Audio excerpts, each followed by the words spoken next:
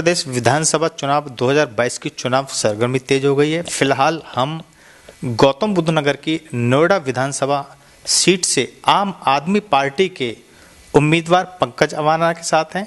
आइए उनसे खास बातचीत करते हैं। पंकज अवाना जी, आपका गुजर्स न्यूज में बहुत बहुत स्वागत है। धन्यवाद, बहुत बहुत आपका। आपको आम आदमी पार्टी ने नोएडा विधानसभा सीट से प्रत्याशी घोषित किया है, तो आप बताइए आपका क्या प्लानिंग है, कैसे आप रोड मैप तैयार करेंगे? देखिए, सबसे पहले तो मैं अपनी आम आदमी पार्टी के शीर्ष नेतृत्व माननीय अरविंद केजरीवाल जी को, संजय सिंह जी को, राज्यसभा सांसद जी को बहुत बहुत धन्यवाद करता हूं कि उन्होंने मुझे इस काबिल समझा और इतने कम टाइम में इतनी बड़ी जिम्मेदारी मुझे दी। अच्छा, रोड मैप की अगर हम बात करें तो नोएडा के अंदर हम लोग रहते हैं। नोएडा उत्तर प्रदेश में सबसे हाईटेक सिटी है और इसमें आप जाएं, एक बार विजिट करें, नोएडा को घूमें, तो लोग अपनी मूलभूत सुविधाओं से भी वंचित हैं यहाँ पे, जो कि एक आम जनता का अधिकार है, उस पर काम होना चाहिए था। लेकिन यहाँ के जो मौजूदा जनप्रतिनिधि हैं उनके द्वारा लोगों का शोषण हुआ है। लोगों ने जो उनसे अपेक्षा की वो नाकाम रहे उस काम को लेके। तो हमारा आम आदमी पार्टी का मिशन और विज़न एक ही है कि जनता तक उनकी सुख और सुविधाएं मुहैया कराना। अगर जनता मुझे मौका देती है तो जो हमारा दिल्ली मॉडल है, चाहे वो अच्छी शिक्षा का हो, चिकित्सा का हो, महिला स्वास्थ्य का सुविधाओं का हो, तो उस पर हमारी पार्टी पूर्ण रूप से काम करने के लिए आ चुकी है मैदान में। और मैं पूरी निष्ठा और ईमानदारी के साथ जनता के बीच में रहकर काम करना चाहता हूँ। अच्छा, नोएडा की बात की जाए तो पिछले 3 बार से जो यहाँ विधायक हैं वो भाजपा से ही हैं। तो ऐसी क्या समस्या है जो कि लगातार चली आ रही है, जिस पे काम होना बहुत जरूरी था, और मतलब क्या उसमें एक नया हो सकता है? देखिए, जनता तो एक वोट देती है। जनता क्यों वोट देती है? कि जो हमारे जनप्रतिनिधि हैं, जिनको हम विधायक या सांसद बनाएं, वो हमारे लिए काम करें, हमें सुख सुविधा मुहैया कराएं। जनता ने यहाँ के जो विधायक हैं मौजूदा, वो बहुत बड़े चेहरे हैं, बहुत बड़े नेता के बेटा हैं। तो जनता ने यही उनसे अपेक्षा की कि बहुत बड़े चेहरे के साथ अगर हम लोग जाते हैं तो नोएडा उन्नति की राह पे जाएगा। लेकिन उस चीज़ में वो नाकाम रहे। लोग उनसे वंचित रहे। पिछले 5 साल में उनसे लोग मिल नहीं पाए। जो अपनी मूलभूत सुविधाएं हैं, लोग जाते रहे वहाँ पे, दरकार लगाते रहे, लेकिन वहाँ पर उनकी कोई सुनवाई नहीं हुई। तो एक इसकी बहुत बड़ी नाराज़गी है नोएडा के अंदर। विकास की अगर हम लोग बात करें तो विकास के नाम पर एक ईंट नोएडा के अंदर नहीं लगी। आप नोएडा में विजिट करें, एक बार घूमें नोएडा को, कि वहाँ पे कितनी लोगों को पीड़ा है। जो एक ज़रूरत है, अच्छी शिक्षा एक गरीब आदमी की बहुत ज़रूरत है। अगर हमारा बच्चा पढ़ेगा नहीं तो देश कैसे आगे बढ़ेगा? लोग पढ़ाई के लिए बहुत वंचित है। और जो यहाँ पे प्राइवेट स्कूल हैं उसमें एक आम इंसान अपने बच्चे को नहीं पढ़ा सकता, क्योंकि उनकी जो फीस है वो इतनी ज़्यादा है कि उनका घर बिक जाएगा लेकिन बच्चों का एडमिशन नहीं होगा। यही हाल चिकित्सा में रहा। चिकित्सा में जो यहाँ पर सरकारी हॉस्पिटल है, एक हॉस्पिटल सेक्टर 30 में है, गवर्नमेंट हॉस्पिटल, वो 2000 करोड़ रुपए की लागत से बनी। अभी मैं पिछले दिनों वहाँ पे गया, हमारे कुछ किसान भाई वहाँ पे एडमिट रहे, तो मैं वहाँ पहुँचा तो वहाँ पे मैंने देखा कि वहाँ जो वॉशरूम है उसमें एक फीट पानी, कोई डॉक्टर नहीं, कोई कंपाउंडर नहीं, कोई व्यवस्था नहीं। मुझे इतना दुख हुआ कि यार एक हाईटेक सिटी में इतनी 2000 करोड़ की लागत से बनने वाली हॉस्पिटल आज खुद बीमार है, वो इंसानों का, जनता का इलाज कैसे करेगी? तो इतने बड़े मुद्दे हैं। एक बिजली का बहुत बड़ा मुद्दा नोएडा के अंदर है। जो भी यहाँ पे लोग रहते हैं वहाँ पे उनको कनेक्शन ना दे के चोरी से बिजली दी जाती है, बिजली माफियाओं द्वारा। किसी से 20 रुपये यूनिट उगाही की जाती है, किसी से 25 रुपये उगाही यूनिट की जाती है। तो इतना शोषण लोगों का हो रहा है, मुझे बड़ा दुख होता है।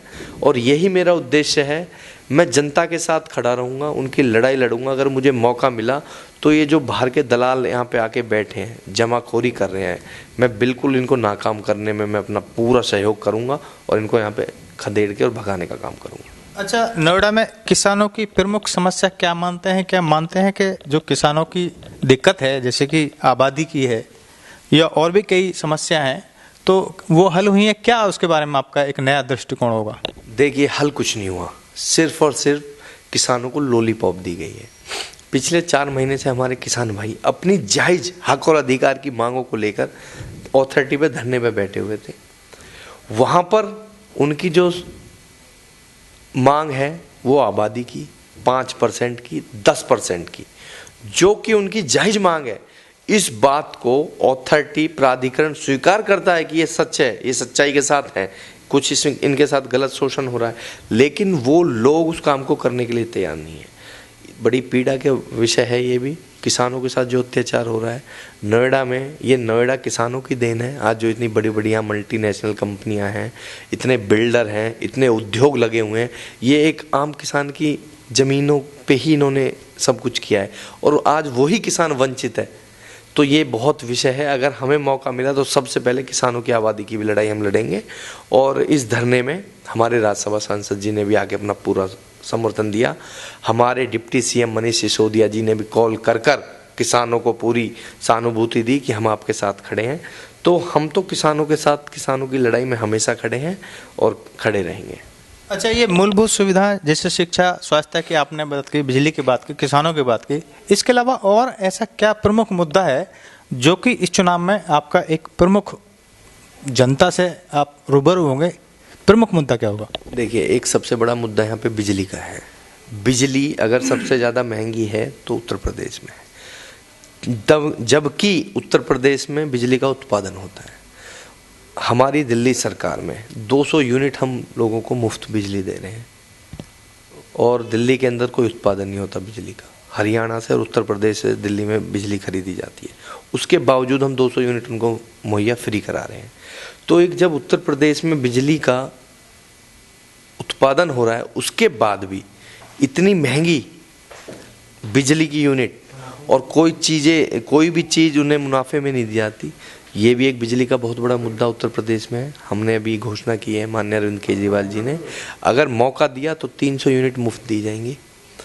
और नौजवानों को रोजगार की हम लोग बात कर रहे हैं, 10 लाख रोजगार हम हर महीना देंगे और 5,000 हम भत्ता देंगे मासिक अगर हम रोजगार नहीं दे पाए। महिलाओं के लिए 1,000 रुपये प्रति महीना हम लोग देंगे 18 साल से ऊपर। तो ये तमाम घोषणा नहीं है, गारंटी है। केजरीवाल जी गारंटी पे काम करते हैं। केजरीवाल जी ने जो कहा है वो किया है। लोग पूर्ण रूप से हमारा साथ दे रहे हैं, हमारे साथ हैं और वो चाहते हैं विकल्प। नोएडा के अंदर अब से पहले कोई विकल्प नहीं था। सपा सरकार इससे पहले रही, उन्होंने लोगों के साथ शोषण किया, बदमाशी की, गुंडों की सरकार मानी जाती है सपा। उससे पहले बसपा रही, बसपा ने लोगों के साथ अत्याचार और अन्याय किया। मौजूदा सरकार भाजपा की चल रही है, आप देख ही रहे हैं क्या लोगों के साथ उत्पीड़ना हो रही है, किसी की कोई सुनवाई नहीं होती। किसान, एक मंत्री के बेटे के द्वारा किसान भाई को मौत के घाट उतार दिया जाता है। तो ये एक अनेक और बहुत बड़ी दुविधाएं हैं और बहुत परेशानी का विषय है, जो कि आम आदमी पार्टी उसका समाधान करेगी। और पूर्ण रूप से मैं आपके माध्यम से लोगों से भी अपील करना चाहता हूं कि आम आदमी पार्टी पूर्ण रूप से जनता के लिए खड़ी है, जनता के लिए काम करने के लिए पार्टी आई है। ये तो हम लोगों का सौभाग्य है कि जो उत्तर प्रदेश में हमारी पार्टी लड़ रही है, लोगों के बीच जाकर हम अपनी विचारधाराओं को रख रहे हैं और जनता हमें बिल्कुल पसंद कर रही है और हमारे साथ खड़ी है। अच्छा, यदि रोजगार की बात की जाए तो गौतम बुद्ध नगर की जो तीनों विधानसभा, चाहे नोएडा है, चाहे वो दादरी है, चाहे वो जेवर है, तो सभी में औद्योगिकरण हो चुका है। तो कई बार जो स्थानीय युवा हैं वो रोजगार के लिए जाते हैं तो सीधा उनसे कह दिया जाता है भाई आपके लिए रोजगार नहीं है। 200 किलोमीटर दूर से जो लोग आते हैं उनको रोजगार दिया जाता है। ये एक आम युवाओं में ये बात कही जाती है, जबकि पिछले 5 साल से भाजपा सरकार उत्तर प्रदेश में है और विधायक और सांसद तक हैं। तो इस बारे में आपका क्या संघर्ष रहा है? ये आपने बहुत अच्छा क्वेश्चन किया। ये सच्चाई है, युवाओं के साथ बहुत अत्याचार और नाइंसाफ़ी हो रही है यहाँ पे क्षेत्र में। एक बात बताइए, जो ये उद्योग लगे हुए हैं ये एक आम किसान की तो ज़मीनों पे लगे हुए हैं, उनके बच्चे को अगर रोज़गार नहीं मिलता तो फिर सरकार का क्या काम। हमारी सरकार ने ये भी घोषणा की है कि अगर हम लोग उत्तर प्रदेश में सत्ता में आए तो 80% आरक्षण वहाँ के मूल निवासी का होगा, उत्तर प्रदेश की जनता का होगा। तो यहाँ पे लोगों अगर जाते हैं, लोग अपनी समस्याओं को लेकर विधायक सांसद के पास, तो उनको भी नकार दिया जाता है। बोला जाता है कंपनियों में कि 1000 किलोमीटर का अगर आप एफिडेविट देंगे तो आपकी जॉब होगी। तो ये बहुत नाइंसाफ़ी हो रही है लोगों के साथ। तो इस पे भी हम लोग काम करने के लिए पूरी तरह से तैयार हैं और इस पे हम काम करेंगे। ये मौका मिले हमें जनता से, तो जहाँ पे जो उद्योग है वहीं के लोकल और वहीं के मूल निवासियों को वहाँ पे रोजगार मिलेगा और मिलना भी चाहिए। अच्छा, विधायक बनने के बाद में आपकी जो पहली प्राथमिकता क्या होगी? सबसे पहले अगर मैं मानूँ तो मेरी प्राथमिकता शिक्षा है। अगर देश पढ़ेगा नहीं तो आगे नहीं बढ़ेगा। अगर हमारा बच्चा पढ़ा तो वो ऑटोमेटिकली, आप उसे रोजगार दें या ना दें, उस कैपेबल हो जाता है कि वो कहीं भी नौकरी अपना कर सकता है। पढ़ाई एक बहुत बड़ा यहाँ पे जिससे लोग पीड़ित हैं, एक शिक्षा बहुत बड़ा विषय है। किसी भी आप गांव में सरकारी स्कूलों में आप एक बार विजिट करें, मैं तो ये कहूँगा वहाँ की हालात देखिए आप। वहाँ पर टीचर नहीं है, टीचर घर बैठे वहाँ पे सैलरी ले रहे हैं, स्टाफ वहाँ पे बिल्कुल जीरो, और वहाँ पे इंफ्रास्ट्रक्चर, अगर आप स्कूलों की स्थिति आप जाके एक बार देखिएगा, कोई चेयर नहीं, कोई टेबल नहीं, मतलब जाले लगे हुए हैं। जो पहले दिल्ली में हुआ करता था ना 2013 से पहले, वो आज उत्तर प्रदेश की स्थिति है। तो ये वादे करते हैं, ग्राउंड पे धरातल पे कोई काम नहीं है। सिर्फ और सिर्फ हिंदू और मुस्लिम से देश नहीं चलता। देश का अगर हमारा देश चलेगा तो एकता से चलेगा, सबको साथ लेकर चलेगा। और मैं यही अपील करता हूं कि इस बार हिंदू मुस्लिम को लोग भूलें और वोट काम के नाम पे दें। अरविंद केजरीवाल जी ने काम किया है, उसके नाम पे दें और एक मौका आम आदमी पार्टी को अवश्य दें। अच्छा, इस चुनाव में आप क्या प्रमुख चुनौती मान रहे हैं और जीत के कितने आश्वस्त हैं आप? देखिए, मुझे तो जो जनता का प्यार मिल रहा है, बाकी तो जनता डिसाइड करेगी कि मैं जीतूं, मुझे जिताएगी या वो हराएगी। लेकिन जो मुझे जनता का प्यार मिल रहा है, उनके आंखों में एक प्यार दिखता है कि हाँ, ये सही पार्टी है और हम इसके साथ खड़े हैं। 2013 में जब हमारी पार्टी दिल्ली में चुनाव लड़ी, तो उस टाइम पे लोगों में ये रूमर होता था, यार ये कैसे जीतेंगे, कहीं भी स्टैंड नहीं करती पार्टी। लेकिन आप देखिएगा, पहली बार में हमारी पार्टी ने 28 सीट लेकर शपथ ली, सरकार बनाई। वही अप्रत्याशित रिजल्ट उत्तर प्रदेश में बहुत जल्द आने वाले हैं।